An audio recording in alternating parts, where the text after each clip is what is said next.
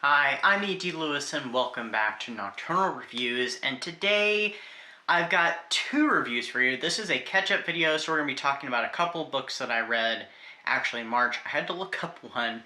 One of them is physically read, and one of them is read on audio. I didn't remember the second one when I did it, so I had to look that up. We will also have, at the end of the video, a wrap-up for Zombiethon, which is created by Kat at Kat's Novel Adventures. If you're not subscribed to her channel, please check her channel out. So let's get started. And I'm going to start with the one that was first, take it out of its protective sleeve. So during February, of course, we have Gothic Hearts, which I was a co-host for.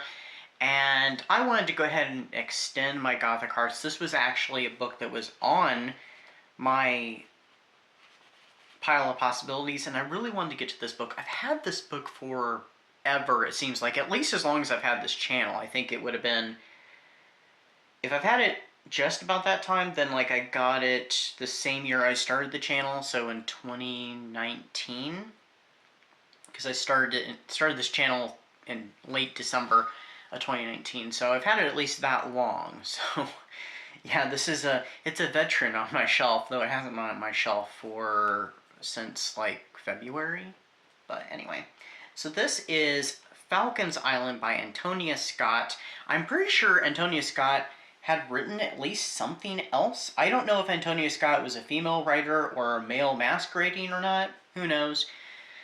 But I can't find anything else by Antonia Scott. I was pretty sure there was one other book, but I can't find it. This is part of the Ravenswood Gothic line, which was by Pocket Books, which I have a bunch of Ravenswood Gothics. This is the first time me reading one, and this was the first one I ever got. I need to do sometime when I got some downtime, do a video that is, you know, doing some more show and tells. I haven't done show and tells for a while, and one of my show and tells, well, actually maybe two of my show and tells.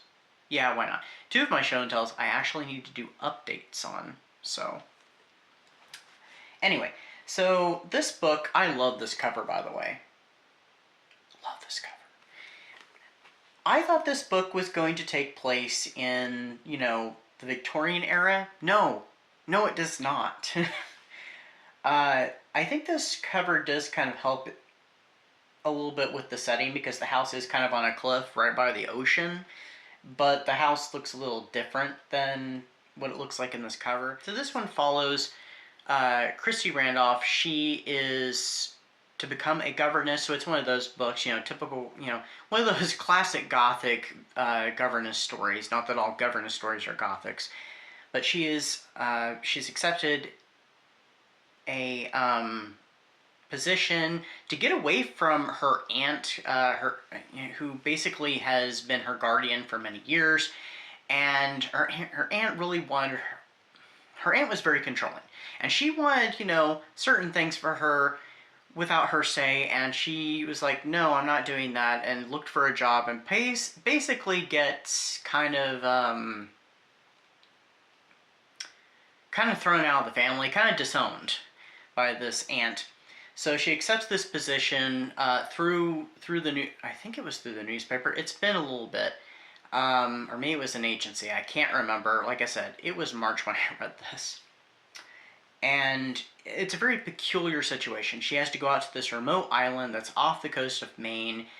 It's one of those islands that, well, one of those places, not just like, you know, one of those islands, but it's one of those places that time has just kind of forgotten. She goes through quite a culture shock when she gets this place. She's to look after this young girl whose mother tragically died. She was married to a senator from Maine, and he also died too, and she's being cared for by, you know, her relatives. And this family has pretty much owned this island. They have had this island in their pocket. They never leave the island, and the people of the island live kind of Puritan lives and stuff. There is a character who is the love interest of Christy, who he travels to the mainland. He's a bit of an outcast too, and he brings supplies and stuff. I cannot remember his name off the top of my head. Hold on. It will only take a moment. Matthew. And he's kind of an odd one too. She meets him immediately. He's much older than her, and she kind of has a bit of an instant attraction to him. He's kind of gruff and stuff. I really liked the character for the most part. Later in the book, there is some moments, though. I was just like, I don't know, but all in all, it was okay. So she ends up coming to this island. She has to live in this little cottage that's off the estate, and her employers are very peculiar. They lie to her. They, do a little bit of gaslighting. Oh, there's no dogs, wild dogs that live around the estate. No, not at all, and all this stuff. There's legends of witches and witchcraft. She's told that she should not go to the village. She does end up breaking this, which is a foolish move, which might annoy some readers, but I feel like it was a necessary thing. I feel like it was important, especially for stuff that happens later in the story. And that goes horribly wrong. Horribly wrong. But I think it was necessary. She's also... She greatly resembles the little girl's mother. And when she applied for this position, she had to send in a photo, and she had to give all this information about herself, which she did. And so that's like an instant red flag, especially in Gothics. Instant red flag. You really wonder what's going on. I don't want to spoil too much. I know this book's kind of hard to find, but if you should happen to stumble upon it and you want to read it, like I said, I don't want to spoil anything. It goes into an odd direction. It goes kind of more into a pulp fiction direction than a pulp gothic direction. This book came out in the early 70s, 1973. And so what I mean by a pulp fiction direction is it goes into a little bit of adventure. There is some stuff that happens that is very much, something you'd see in an adventure novel, but it's more toward the ending. And I have to say, the current mistress of the house, she's a bit of a badass at a few moments, but she's also quite horrible.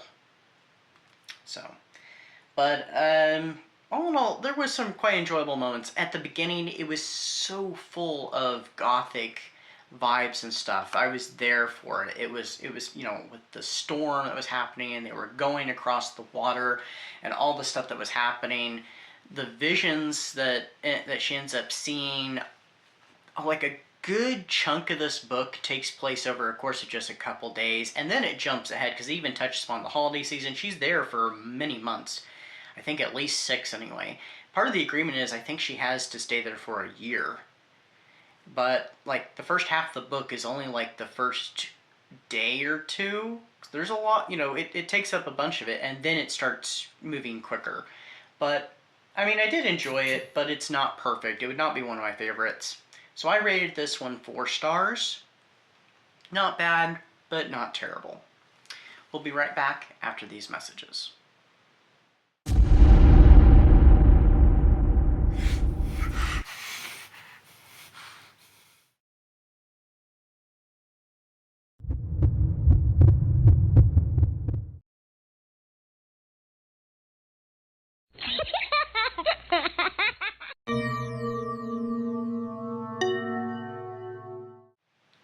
So now we'll talk about our second book, and this one I read on audiobook, and I had no plans on it actually. I'm not even sure it existed. I'm not even sure I knew that it existed.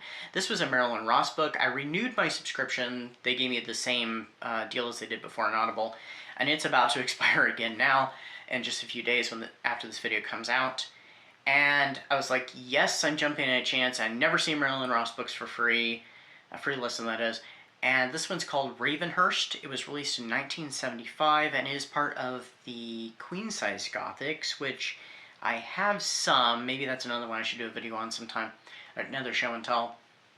This one takes place in the 1850s, and our heroine Deborah is on steamboat heading down south to her in-laws to discover what happened to her twin sister, who married into the Raven family. Her twin sister died under mysterious circumstances, and she wants answers. At the time that her sister had died, her sister's husband, Deborah's brother-in-law, had suffered a great accident. It left him bedridden and practically catatonic. He can't communicate. He can't do much of anything. So when she gets to the house, she's given an offer by the mistress to dress up as her sister, to pretend to be her sister, to ease Angus and stuff, and maybe it can bring him out of this catatonic state, or at least ease him into his grave. As he may not even have very long, they're not really sure.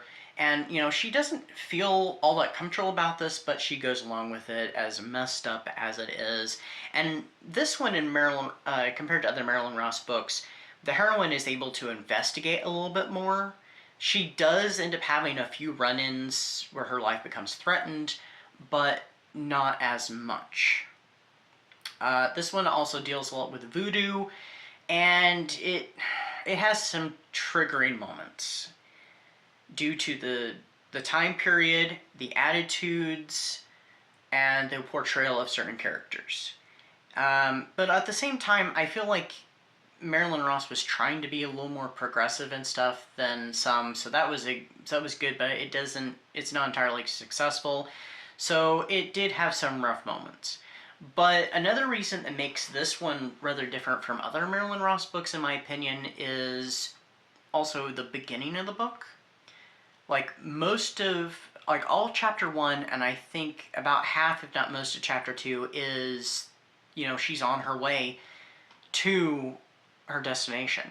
And usually with Marilyn Ross books, he doesn't spend so much time on the journey. We might usually get one scene of on the journey and a bunch of exposition. This one spent quite a bit of time on the journey. And they're also dealing with cholera epidemic on the ship, and it's just not a fun time for her. She also meets her love interest actually on the boat, and he is someone who's kind of a neighbor to the Raven family. Not someone who they're altogether friendly with, but they are acquainted, and when he finally comes around again, because he's absent for much of the book, they're rather hot. They're friendly with him at first, and then they're rather hostile because they don't want him coming around. They don't like strangers and stuff. So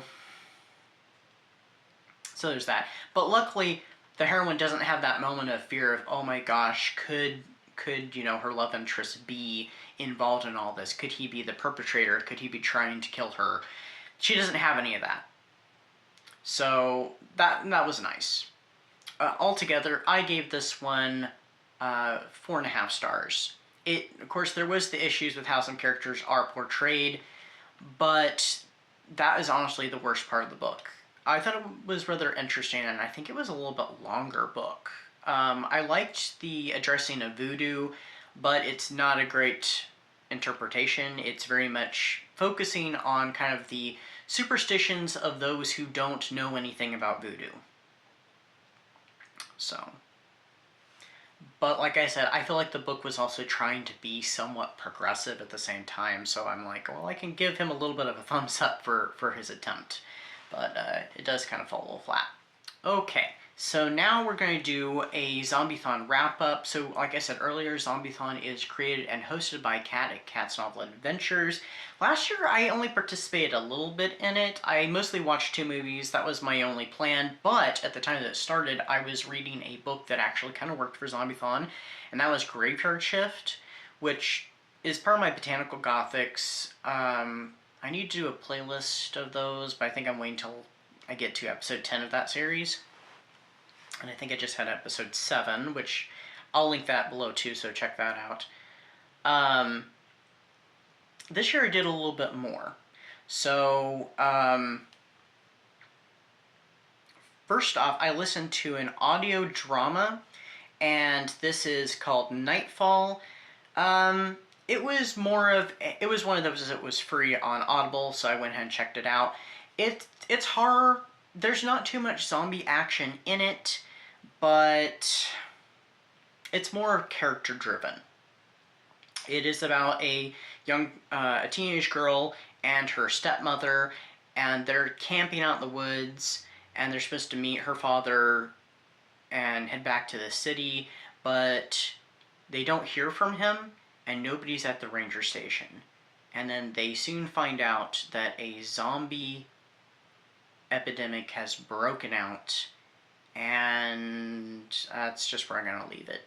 There's, like I said, there's not a lot of zombie action in it. It's more of a morality thing, kind of questions of morality, what to do in certain situations. They do end up meeting a character that more or less tells them what's going on, and there's some stuff that happens. So I gave that one 3.5 stars. On Goodreads, I always round up. So 3.5 stars. It was interesting, but not the greatest. It was still entertaining. Like I think I say in my review on Goodreads, the performances is where it shines. Then I listened to another free one, and this is a novella called One Dead Thing by Dean Harrow. And this one is about a reclusive writer who is working on some writing, and she ends up having a late night encounter with a drunk neighbor that ultimately goes south very quickly. And that's all I'm going to say on the plot. It did have some trigger warnings to it. This was very entertaining. I really liked it. It was, I would listen to more or read more of this author's writing. I think this is part of a series of zombie stuff, but it was one I stumbled upon, and I thought I might check it out, and I'm glad I did. I gave it 4 stars.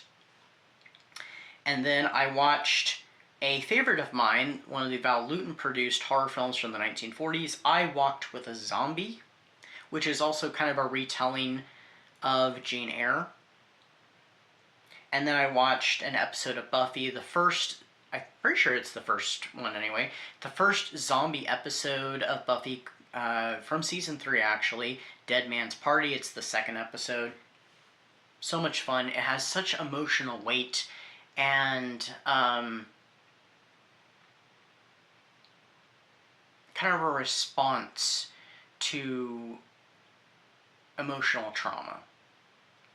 So, and it has quite a bit of good friend and family moments in it as well. So that is my double review and my Zombiethon wrap-up. I hope everybody had a fantastic May, and I'm looking forward to the stuff that's coming up next month. So until next time, stay safe, stay spooky, and namaste.